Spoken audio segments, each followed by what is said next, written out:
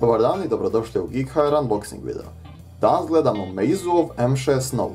Lijepi phablet sa Snapdragonom 625, 4 GB radne memorije, 5,5-inčnim ekranom koji je Full HD i drugim stvarima koje ćemo pogledati poslije. Za sada idemo vidjeti samo kako radi vakuum test. Vakuum još dobro drži, kutija ne ispada. Kutija je isto vrlo lijepo napravljena. Ovo je, čini se čak ne kao i karton, nego kao neko drvo. Ali dobro, to se ne može vidjeti na snimci. Evo naš mobitel ovdje. Njega ćemo ostaviti za kraj, jer uvijek najbolje za kraj. Za sada idemo vidjeti što ima u kutiji. Imamo Quick Start Guide, znači vodič za brzi početak, i tu samo piše, objašnjava kako se koriste osnovne funkcije ovoga mobitela. Imamo ovdje isto ovaj pin za vađenje, vjerojatno SD i SIM kartice. I šta je ovo još? Meizu Design. Dobili smo naljepnice sa emailem. Ne znam zašto ih ima 3. Možda da se naljepi na mobitel.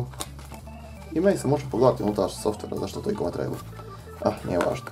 Imamo ovdje još puno malih papirića, da vidim šta se sve ovdje nalazi. Ovo se čini kao još jedan Quick Start Guide, samo na drugim jezicima.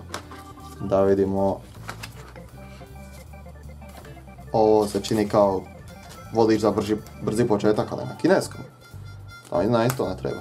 Da vidimo šta je ovo. Još jedan vodič. Ne, ovo je za garanciju, čini mi se. I zadnja stvar.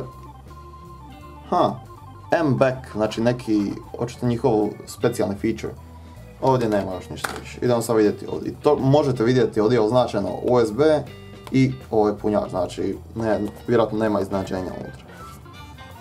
Obožavam ovaj dizajn gdje se ovako to izvlači kao male kutice. Da vidimo.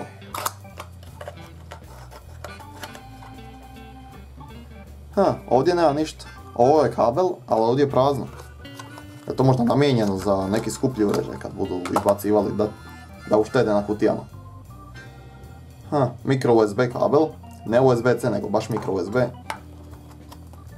Da vidimo još punjač, kakav je, koliko snažan.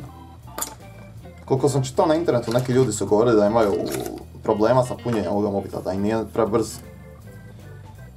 Punjač se čini prilično težak i velik, ali da vidimo koliko je snažan. Piše 5V i 2A. Osobno ja mislim da je to skroz dovoljno. Ali dobro, ovo ćemo isto vratiti. I čudno, ova kutija isto ima u sebi ovaj neki mali odjelnik u kojem ne nalazi se ništa, ali tu možda treba staviti kabel prije. Najzanimljiviji dio sada je mobitel. Ja prvo povući ovu zadnju.